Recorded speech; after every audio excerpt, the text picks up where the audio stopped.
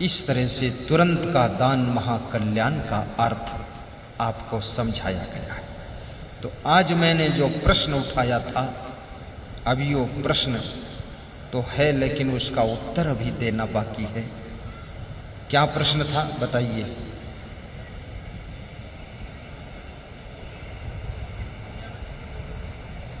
दुनिया में सुखी कौन है?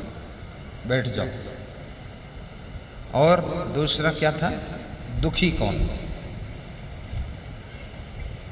दुखी कौन? बड़ा सरल प्रश्न है। जब कोई पूछे दुखी कौन, तो कह दो मैं दुखी हूं, उत्तर है ये। और सुखी कौन, तो कह दो मैं सुखी होने वाला हूं नहीं, हो जाऊंगा। कैसे हो जाओगे? महाराजा धीराज धृतराष्ट्र विदुर जी से पूछ रहे हैं, संसार में वे कौन से लोग हैं जो सदैव सुखी रहते हैं? उनके क्या लक्षण होते हैं? अर्थात जो लोग सदैव सुखी रहना चाहते हैं उनको क्या क्या करना चाहिए? विदुर जी कहते हैं उनको 6 काम करना चाहिए। अर्थात जिनके घर में ये 6 चीजें होती हैं उनके घर में सदैव सुख निवास करता है। वे कौन से लोग हैं जिनके घर में सदैव दुख रहता है? तो विदुर जी कहते हैं जिनके घर में, जिनके जीवन में 6 बातें होती हैं उनके जीवन में सदैव दुख बना रहता है। दोनों में 6 है लेकिन अलग अलग है, वो एक ही बात नहीं है। अब मैं बोलने जा रहा हूं, बोल दूं? आज बोलूं कि कल? अभी बोलूं कि लास्ट में? अभी।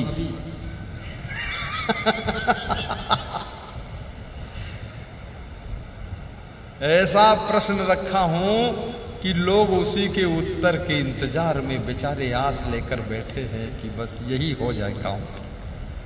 अभी रखता हूं। अर्थागमो नित्यं मरोगिता च प्रिया च भार्या प्रियवादिनी च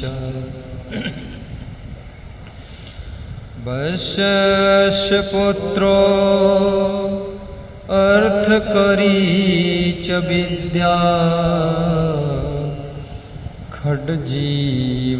खड्जीवलोकस्य सुखानि राजन् अनर्थकं विप्रवासं गृहेभ्यः पापै सन्धि परदाराभिमर्शम्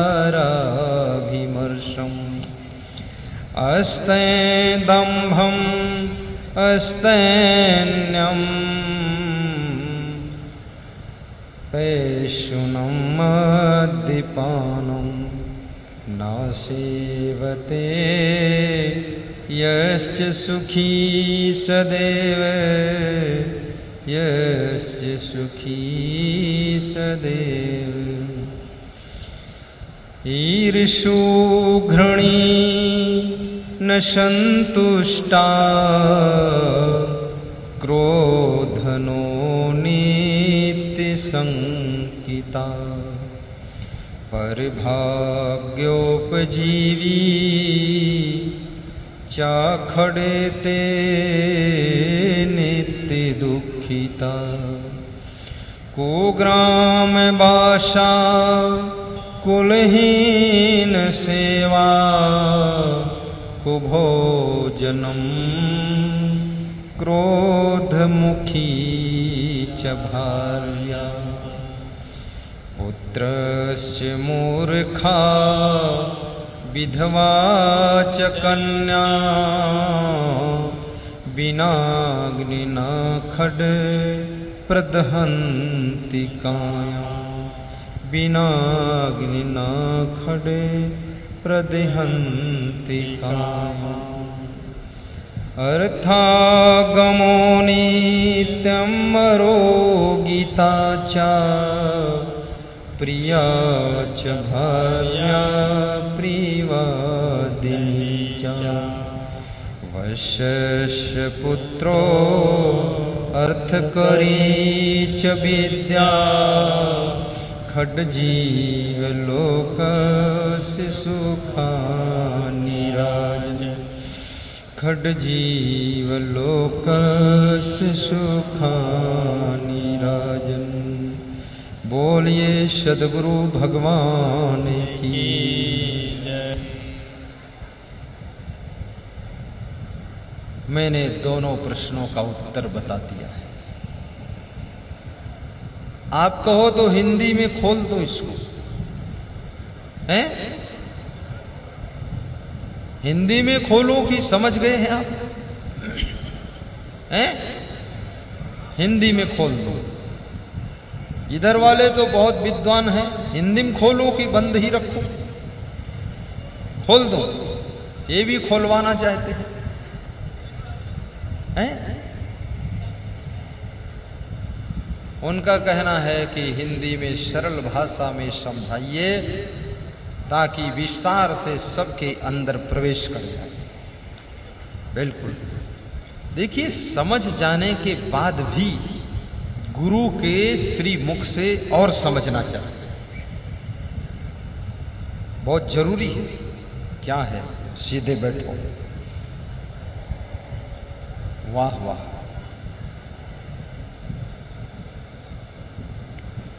अर्थागमो नित्यम अरोगिता च। विदुर जी कहते हैं, हे राजन,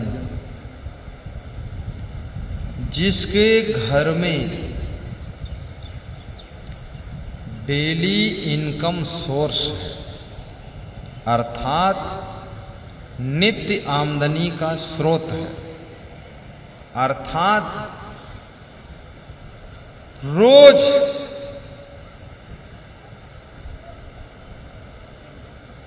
धन की आय हो रही है, उस घर में सुख निवास करता है। तो यदि सुख चाहते हो तो अपने घर में डेली इनकम सोर्स को जन्म दीजिए। कुछ न कुछ ऐसे कार्य कीजिए जिससे नित्य आमदनी का स्रोत पैदा हो जाए, ताकि आपके घर में दरिद्र न रहे। क्योंकि नहीं दरिद्र सम दुख जग माही, दरिद्र के समान संसार में कोई दुख नहीं। अर्थात धनवान बनो। और धनवान बनना चाहते हो तो क्या करना चाहिए? आज इसका भी फार्मूला बता देता हूं। 6 काम करना चाहिए धनवान बनने के लिए। आज बताऊं कि कल बताऊं?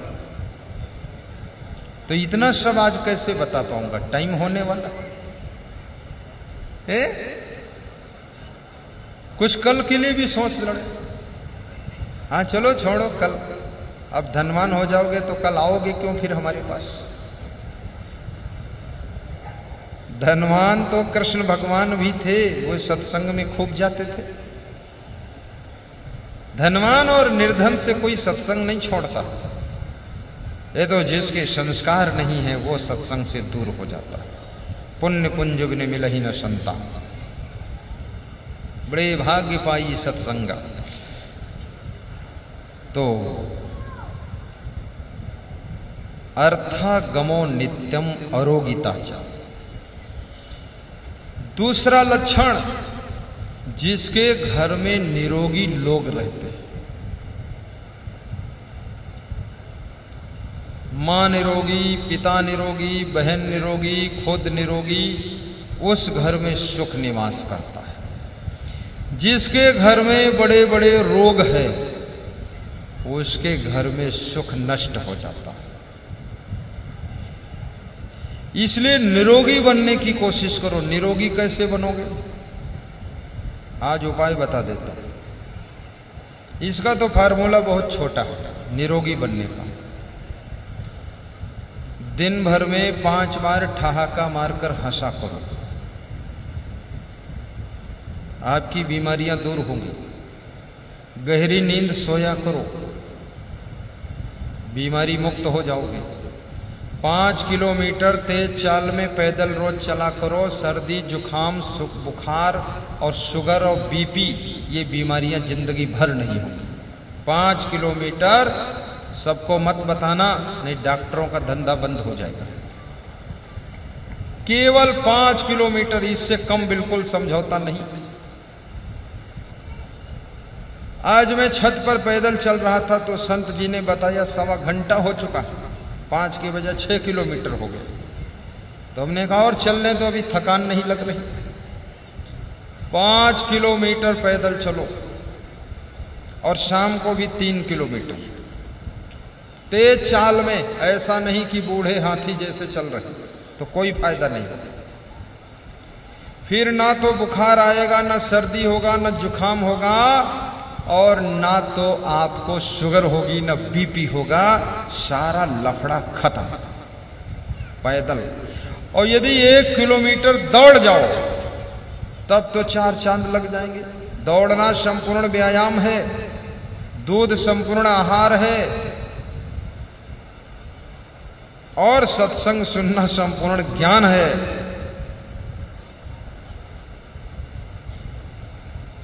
और निरोगी रहने के लिए पानी ज्यादा पियो, भोजन कम करो। गाजर, मूली, सलजम, चुकंदर, टमाटर, हरी मिर्च, नमक, धनिया छोटा छोटा काट कर, खीरा, ककड़ी आधा किलो सलाद जैसा बनाकर, नमक मिर्चा डालकर और चम्मच से बैठ करके हफ्ते में 3 दिन, 1 दिन छोड़ छोड़ कर सुबह सुबह नाश्ता करो। पेट की सारी बीमारियां भस्म हो जाएंगी। लेकिन रात में मत खा लेना, नहीं तो हजारों रोग पैदा होंगे। केवल सुबह। और पपीता खाइए, देसी पपीता, एक ही दिन में पेट के सब रोग खत्म करेगा। यस्य पिता नास्ति तस्य पिता पपीता, जिसका पिता नहीं है उसका पिता पपीता है। बहुत बड़ा काम करेगा पपीता। लेकिन पपीता खाकर चाय पियोगे नुकसान करेगा, पपीता खाकर दूध पियोगे नुकसान करेगा, शरबत पियोगे नुकसान करेगा। पपीता खा करके कुछ भी नहीं लेना है आधा घंटे तक। खाने का तरीका सीखो। और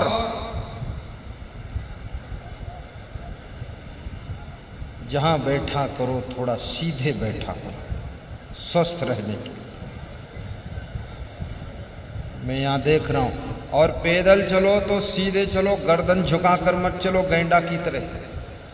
कितने लोग तो ऐसे झुके, लगता है आगे की दीवार गिरा देंगे। सीधे गर्दन रखो ताकि ये रीढ़ के पास जो असली वेन है वो खून को खोपड़ी में पहुंचा सके। पाइपलाइन टेढ़ी कर दो तो पानी तेज नहीं पहुंचता है। सीधे बैठो और प्रसन्न रहा करो। और एक उम्र आने पर अपनी जिम्मेदारियां किसी दूसरे को थमा दिया करो। उसके बाद उसमें बार बार हाथ मत डाला करो, निश्चिंत हो जाओ। और मरते दम तक काम किया करो। रिटायर होने का अर्थ ये नहीं है, रिटायर कोई चाहे जितना हो गया हो, खाना खाता है, चप्पल जूता पहनता है, नाश्ता करता है, तो रिटायर होने के बाद भी थोड़ा थोड़ा काम करना चाहिए। काम करने से शरीर थक जाता है, और जब शरीर थक जाता है तो भूख लगती है, और भूख लगती है तो हजम भी होता है, और हजम होता है तो खून बनता है, और खून बनता है तो कमजोरी नहीं आती है, तो स्वास्थ्य अच्छा रहता है। इसलिए काम करो।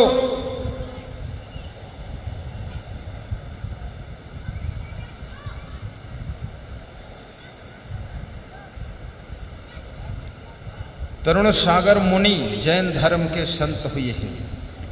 उन्होंने कहा है खाली न बैठ, कुछ काम किया कर, और यदि कुछ काम नहीं है तो पाजामा फाड़ कर फिर से सिया कर। खाली न बैठ, कुछ काम किया कर। उन्होंने पाजामा फाड़ने को बताया। पाजामा फाड़ने का अर्थ है कोई न कोई काम कीजिए। वास्तविक पाजामा फाड़ने को उन्होंने नहीं कहा है।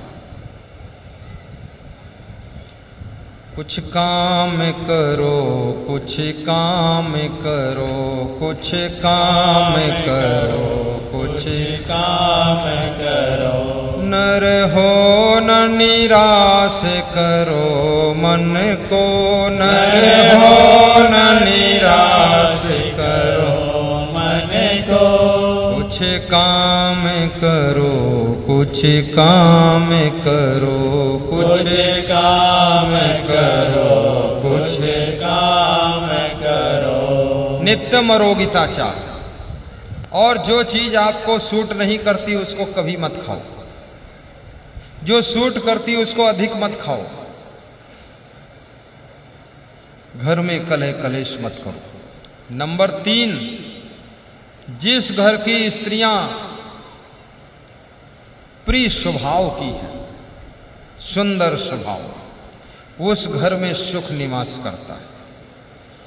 और जिस घर की स्त्रियां छोटी छोटी बात में नाराज होकर, बीमारी का बहाना लेकर चादर ओढ़ कर लेटी रहती है, उस घर में कभी सुख निवास नहीं कर सकता। अभी एक सज्जन मुझसे कह रहे थे कि मेरी पत्नी 10 साल से बोलती ही नहीं और कुछ काम भी नहीं करती। तो मुझे ले गए अपने घर में पधरौनी कराने, तब भी वो नहीं बोली। उसको आरती की थाल पकड़ा दिया तो पकड़े ऐसे खड़ी। तो मैंने कहा बात क्या है? पूछा मैंने क्या बात, तो फिर नहीं बोली। मैं तो विदा हो गया। उसके 4 साल के बाद फिर गया तो दौड़ दौड़ के काम कर रही थी और बोल रही थी। तो हमने कहा क्या हुआ? तो उसकी स्त्री ने कहा कि ये जो मेरा पति है ये बहुत मूर्ख है, इसके कारण 10 साल में नहीं बोली थी। तो हमने कहा अब क्या बुद्धिमान हो गया तेरा पति?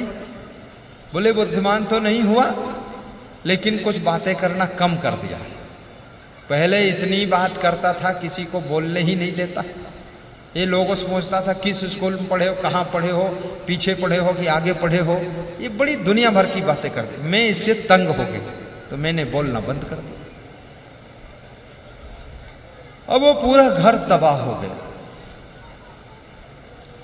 ज्यादा बातें भी मत कीजिए, इससे कलह कलेश बढ़ता है। नाराज मत होइए, इससे अशांति बढ़ती है। सुंदर स्वभाव जिन महिलाओं का है उनके घरों में सुख निवास करता है।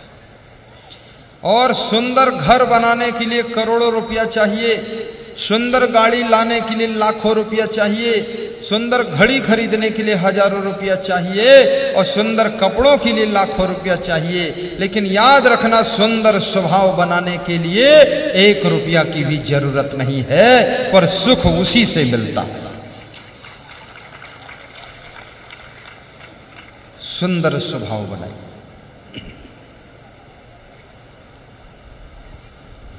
और चौथी चीज, प्रियवादिनी चाह। जिस घर की स्त्रियां प्रेम से बोलती हैं अपने पति से, सासू से, ससुर से, देवरानी से, जेठानी से, देवर से, जेठ से, सबसे प्रेम से बात करती है, उलझती नहीं है, उस घर में सुख निवास करता है। 5वीं चीज, वत्सस्य पुत्रो। और जिस घर के पुत्र संतान अपने माता पिता के बस में रहते हैं, कंट्रोल में रहते हैं, बेकंट्रोल नहीं है, इधर उधर घूमते नहीं हैं, सही रास्ते पर चलते हैं, उस घर में सुख निवास करता है। और छठी चीज, जिस घर के सभी सदस्य अर्थ करी च विद्या, धन कमाने की विद्या जानते हैं, अर्थात सबको ऐसी कला मालूम है जिससे धन की उन्नति होती है, उस घर में सुख निवास करता है। इसलिए धन कमाने की कला भी सीखो। धन खर्च करने की कला तो सबको मालूम है, कितना मूर्ख हो वो भी जानता है धन खर्च करने की कला, लेकिन धन कमाने की कला वो किसको मालूम है? वो जिसको मालूम है उसके घर में सुख निवास करता है। ये विदुर जी बताते हैं। वे कौन से लोग हैं जो सदैव दुखी रहते हैं? उनके घर में भी 6 बातें होती हैं। नंबर 1, ईर्षु घृणी न संतुष्टा क्रोधनो नित्य संकिता पर भाग्योपजीविचा खड़ेते नित्य दुखिता। ईर्षा करने वाला व्यक्ति सदैव दुखी रहता है। दूसरे की उन्नति से उसको कुछ भी लेना देना नहीं है, लेकिन जलन करके अपने लिए दुख पैदा करता है। इसलिए ईर्षा नहीं करना चाहिए अगर दुख से बचना है। घृणी और दूसरों से घृणा करने वाला, कमजोर समझकर, बीमार समझकर, बूढ़ा समझकर, गरीब समझकर, बेकार समझकर जो घृणा की दृष्टि से देखता है, प्रेम खत्म हो जाता है, उसका जीवन भी दुख में ही बीतता है। क्योंकि घृणा से भरा हृदय, प्रेम विहीन दिल दुख में डूबा रहता है, और प्रेम से भरा हुआ हृदय सदैव सुख के सागर में गोता मारता है। न संतुष्टा, और जो कभी संतुष्ट नहीं होता है। लाख मिले तो कम, करोड़ मिले तो कम, अरब मिले तो कम, कभी जिसको संतोष नहीं है वो हमेशा दुखी रहता है। न संतुष्टा। एक आदमी अपने द्वार पर बैठा रो रहा था। छोटी कथा है, ध्यान से सुनना। तो कोई महात्मा जी आए और उसको रोता हुआ देखकर बोले कि तुम क्यों रोते हो, क्या दुख? तो और ज्यादा रोने लगा। तो महात्मा ने समझाया कि दुख बताओ तो मैं भी कुछ मेहनत करूं, तेरा दुख दूर हो जाए, इतना क्यों रोते हो? तो उसने बताया कि हमारे चाचा जी मर गए हैं। बोले चाचा जी मर गए? कितनी उम्र थी? बोले उनकी उम्र 90 वर्ष थी। बोले तो मरने का तो टाइम आ ही गया था, मर गए तो कोई खास बात नहीं, बहुत ज्यादा उम्र तक जीने से भी शरीर में दुख मिलता है, चले गए ठीक है, इतना क्यों रोते हो? बोले मेरे चाचा बहुत अच्छे थे। तो महात्मा ने पूछा क्या अच्छे थे? बोले 50 एकड़ जमीन हमारे नाम करके गए हैं। बोले इसलिए रोते हो? बोले नहीं, एक कारण और है कि हमारा दूसरा चाचा वो भी मर गया है। बोले उसके लिए रो रहे हो? बोले वो बहुत अच्छे वो भी थे। बोले वो क्या किए? बोले वो मेरे नाम से नगद 50 लाख रुपए देकर गए हैं, और 2 किलो सोना और 10 किलो चांदी भी दे गए, और जमीन भी दे गए। बोले इसलिए रोते हो, इतना अच्छा कर गए तुम्हारे? बोले नहीं, ये एक हमारा और चचेरा भाई है, वो अभी मरा नहीं है, तो मैं इसलिए रो रहा हूं कि वो भी मर जाए तो उसकी संपत्ति भी सब मिल जाए, तब एक साथ खुशी मनाऊं, मैं इसलिए रो रहा हूं।